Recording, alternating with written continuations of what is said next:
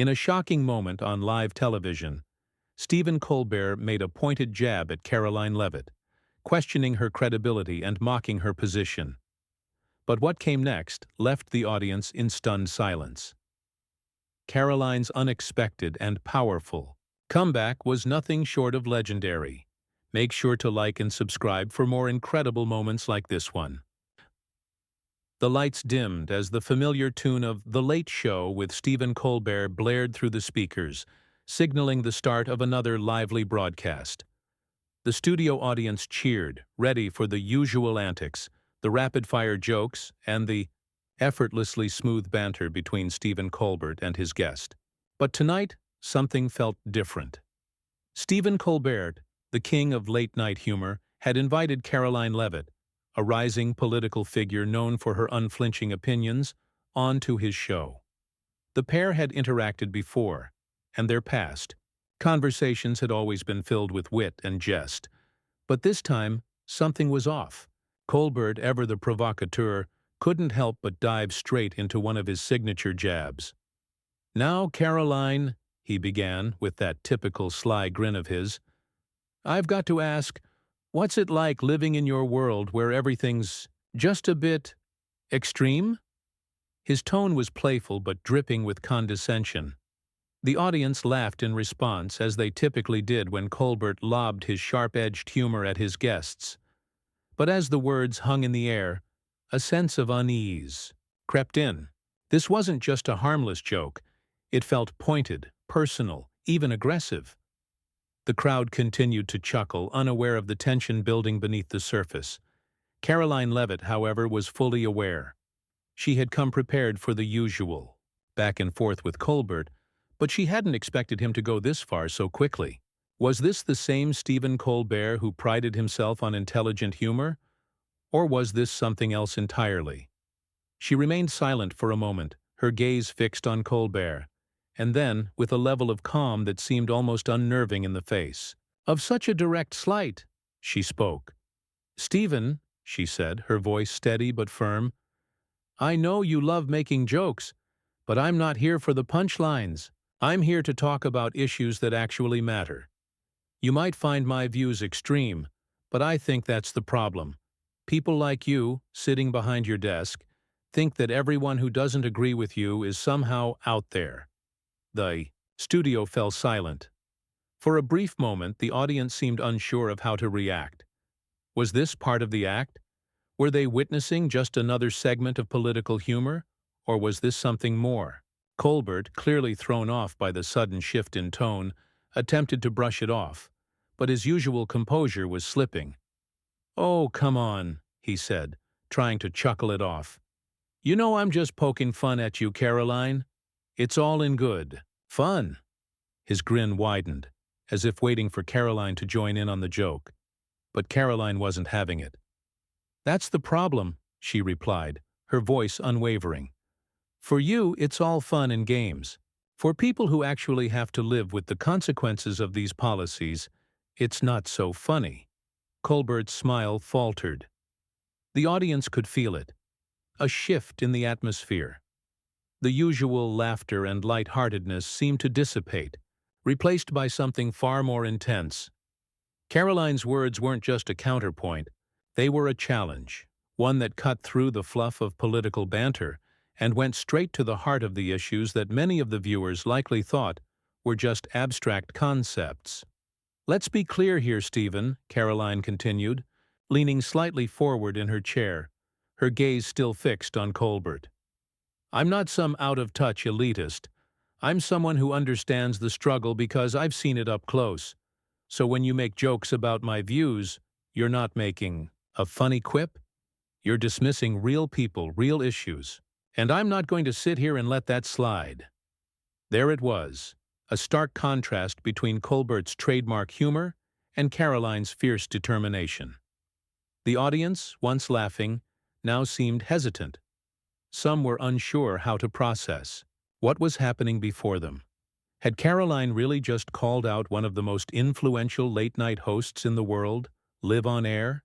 Colbert, clearly unprepared for such a direct confrontation, quickly adjusted his posture. but his typical ability to diffuse tension with humor seemed to be failing him. "Well, I didn't mean to offend anyone," he said, attempting to soften his tone. "But hey, maybe you're right. Maybe I've been too harsh. Let's get back to talking about the issues." But Karoline wasn't done. She was just getting started.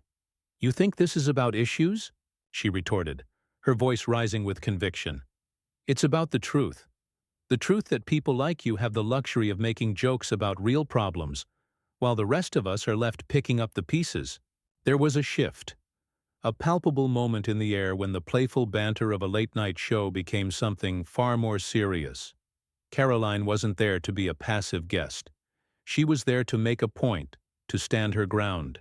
And she wasn't about to let Colbert's dismissive attitude slide. The crowd, once laughing at Colbert's jokes, now seemed to hang on every word Karoline said.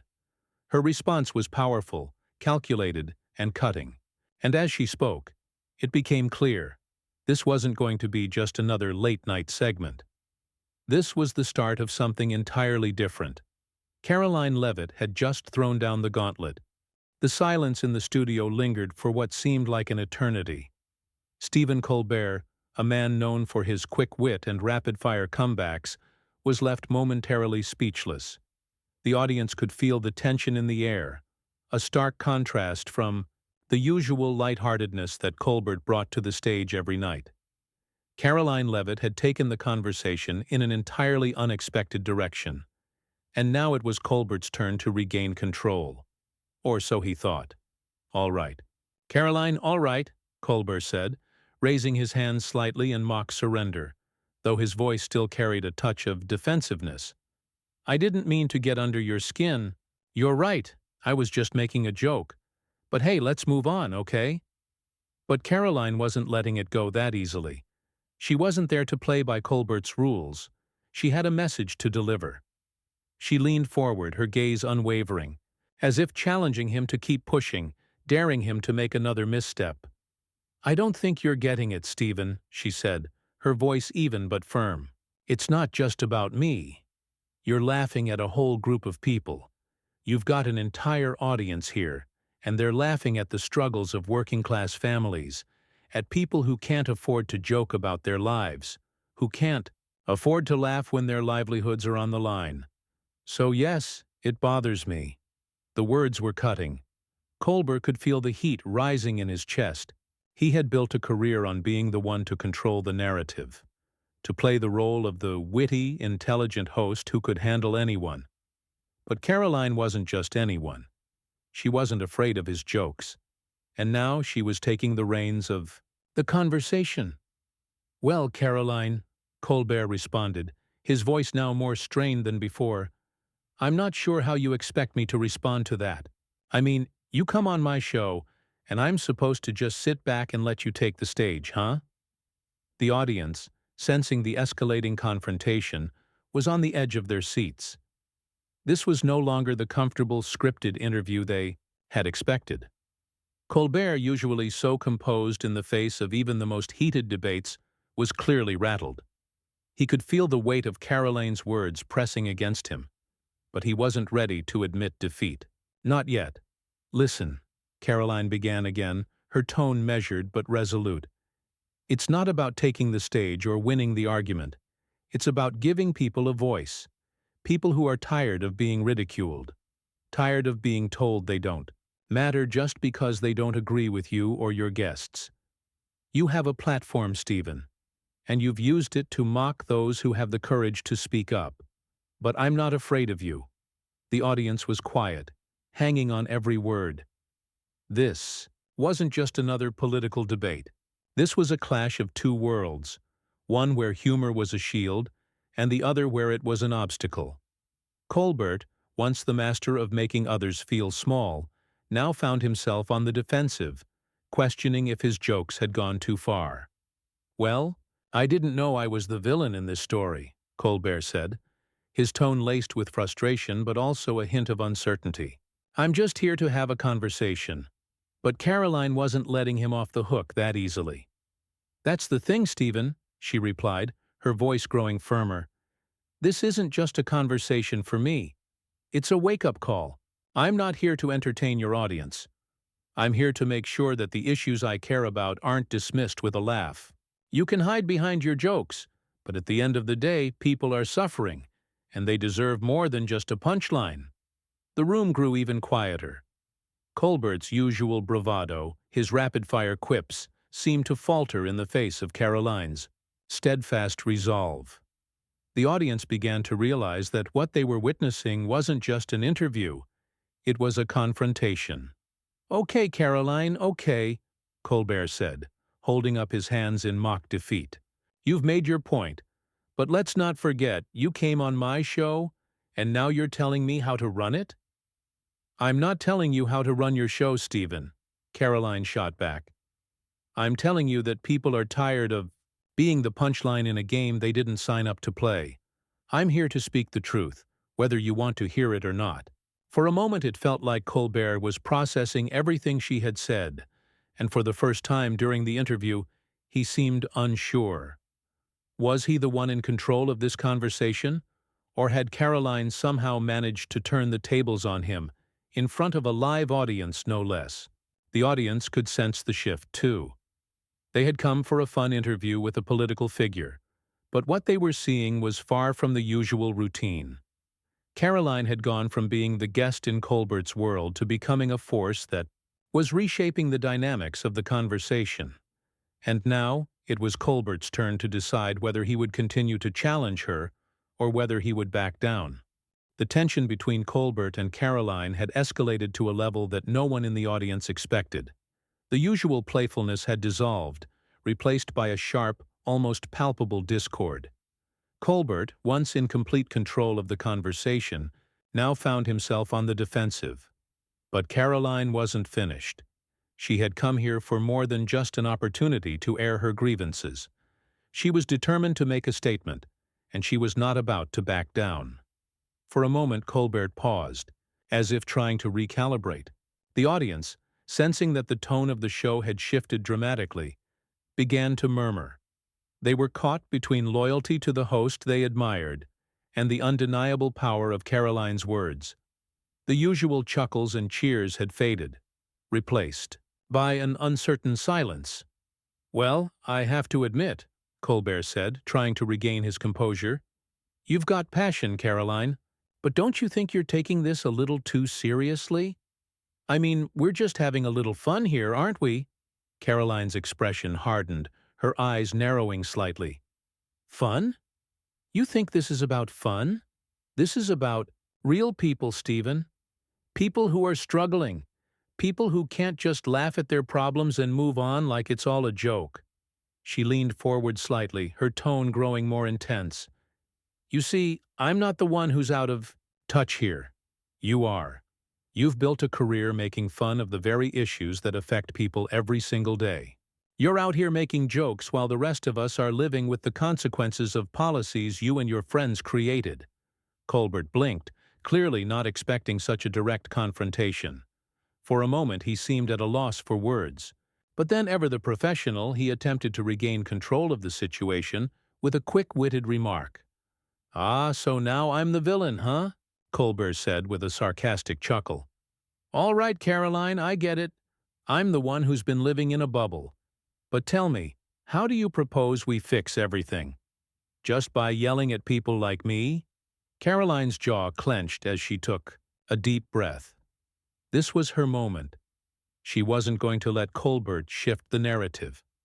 She wasn't there to scream, to yell, or to make herself a spectacle. She was there to speak truth to power. "No, Stephen," Karoline replied, her voice unyielding. "I'm not here to yell. I'm here to call out hypocrisy. You think that by making jokes, you're somehow making things better? You're not. You're perpetuating a culture where people who don't agree with you are treated like jokes. You've turned serious issues into punchlines, and that's dangerous." The audience was silent, processing her words. They had come for entertainment, for laughs, and now they were witnessing something far deeper. Colbert, who had been able to control the room with his humor, was no longer the dominant force. The tables had turned, and Caroline's words were resonating. For a brief moment, Colbert seemed unsure of how to respond. He had made a career of skewering those in power, but now he was on the receiving end of someone who wasn't afraid to stand her ground. He opened his mouth to speak, but nothing came out at first. "Stephen, I'm not here to make you look bad," Caroline continued, her voice calm but assertive. "I'm here to make sure that people like me, people who are fighting every day to bring change, are heard. We don't need your sarcasm. We don't need your jokes. We need action."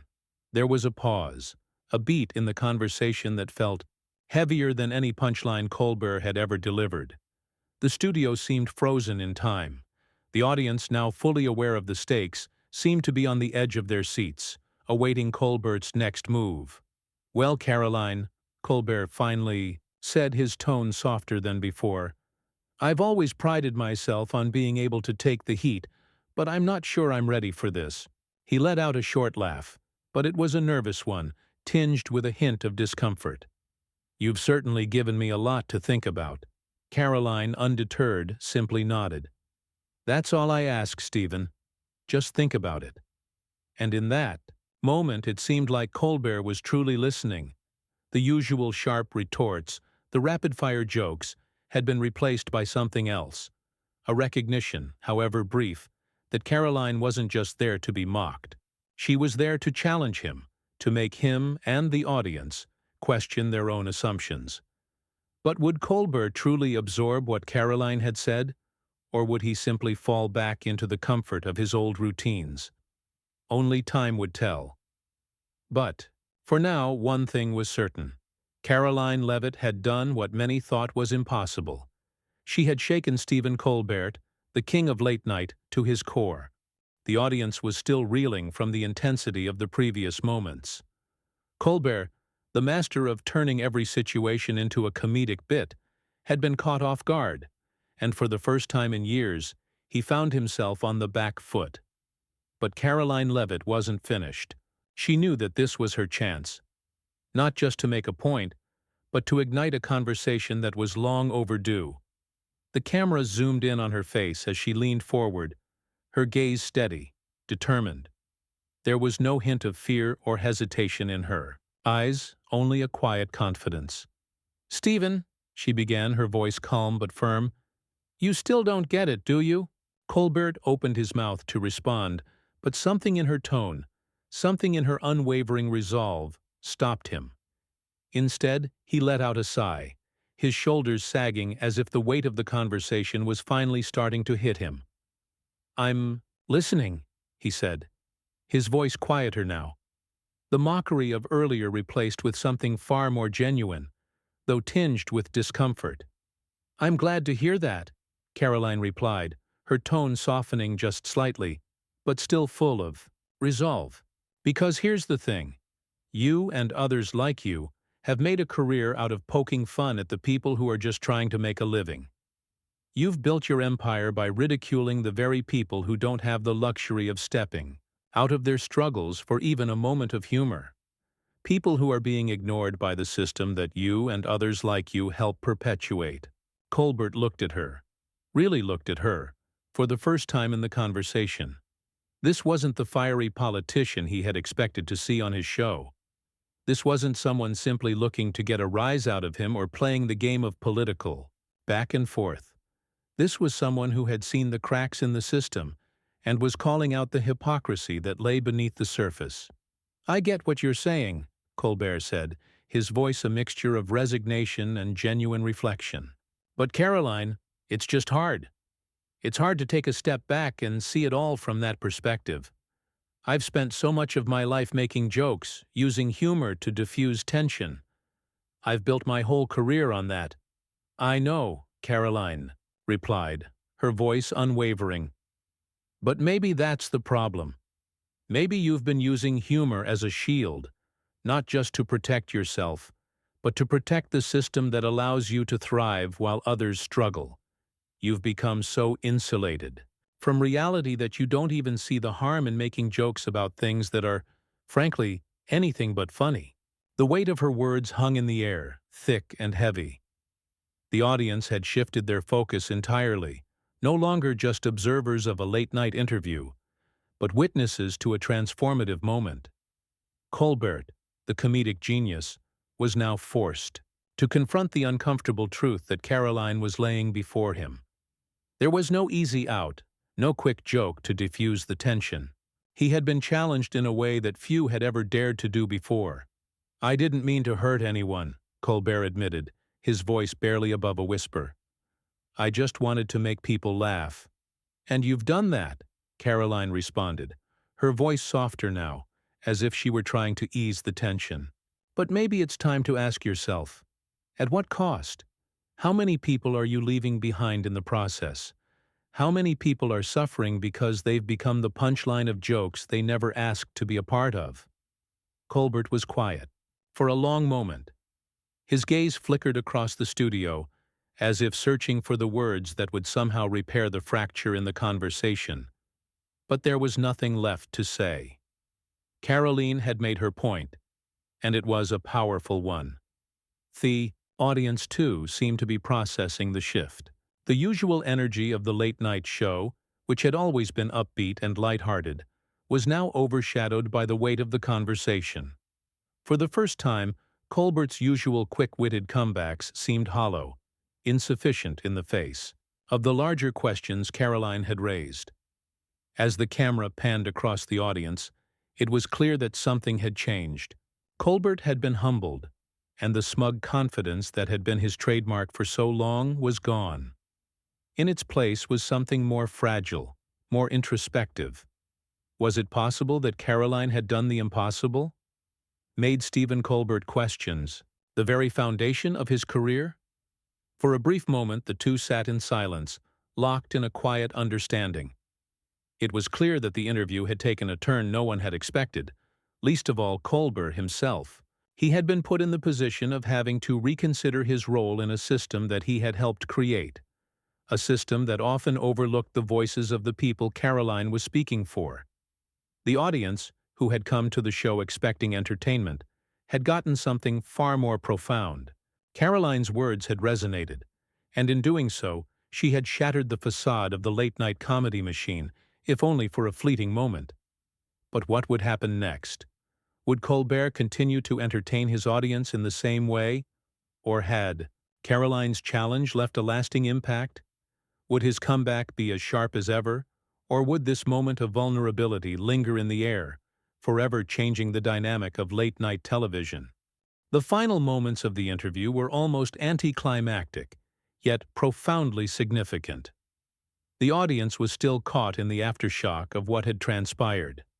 Colbert, the king of late-night humor, had been caught off guard, unable to deflect the pointed criticisms Karoline had lobbed at him with the skill of someone who had spent years navigating the political arena. But now, as the conversation wound down, the show had to go on. Colbert cleared his throat and forced a smile. "Well, Karoline, I've got to say, this has been one of the most intense interviews I've had in a long time." He let out a nervous laugh, trying to break the silence. "I guess you've got me thinking. Maybe I do need to rethink a few things. Maybe you're right." The audience, still absorbing the gravity of the conversation, didn't quite know how to react. Was this just another Colbert tactic to regain control of the situation? Or had he actually been moved by Karoline's words? For the first time in a long while, the audience wasn't sure if the man behind the jokes had actually been changed by the person he was interviewing. Karoline, for her part, didn't smile. She didn't offer him any sympathy or attempt to console him. She wasn't here to make friends with Colbert, nor was she interested in being part of the late-night circus. "I'm not asking for your sympathy, Stephen," she said, her voice firm. "I'm asking for accountability. People like you have the power to shift narratives, to change perspectives, but only if you're willing to admit that sometimes your jokes can hurt more than they help." There was no defensiveness in her tone, no desire to rub in her victory. Karoline was simply stating the truth, and it was up to Colbert to decide what he would do with it. The brief silence that followed was heavy, but it wasn't uncomfortable. For the first time during the interview, Colbert looked at her, not as an adversary to be outwitted, but as someone who had something to teach. Him. The usual sharpness in his eyes had dulled, replaced with a quiet understanding. This wasn't just about winning the argument. It was about learning, growing, and acknowledging that sometimes humor couldn't solve everything. Finally, Colbert spoke again, his voice softer than before. "You've given me a lot to think about, Karoline. I guess I'll just have to take that into account going forward." Karoline nodded, the corner of her mouth lifting just slightly in acknowledgement. "That's all I can ask for, Stephen. Just think about it." The camera panned out, capturing the final moments of the interview. The studio lights, which had once been bright and energetic, now seemed subdued, casting long shadows across the stage. The audience, sensing the significance of what had just happened, erupted into applause. But this wasn't the usual applause they gave for a well-delivered punchline or a clever remark. This was the applause of recognition. Recognition that something real had occurred in that room, something that transcended the scripted, rehearsed world of late-night television. As Colbert sat back in his chair, staring at Karoline, it was clear that he was still processing the conversation. Was this the beginning of a new era for him? Would he continue to use his platform to entertain, to mock, and to deflect? Or had Karoline's words broken through the layers of humor and satire he had spent years perfecting? The show went to commercial break. But the question remained in the air long after the lights dimmed and the audience shuffled out of the studio. For Karoline, the battle had been won, but it was not a victory she celebrated. It wasn't about personal triumph. It was about the bigger picture, about forcing those in power to reflect on the role they played in perpetuating the systems that left so many behind. And in that moment, Karoline had succeeded in something far more important than a mere comeback. She had made Stephen Colbert, the master of late-night comedy, pause and reconsider everything he had built. The camera faded to black, but the impact of that conversation would linger long after the show was over. What had started as a simple interview had become a watershed moment, a reminder that even the sharpest wit couldn't shield someone from the hard truths they might not want to hear.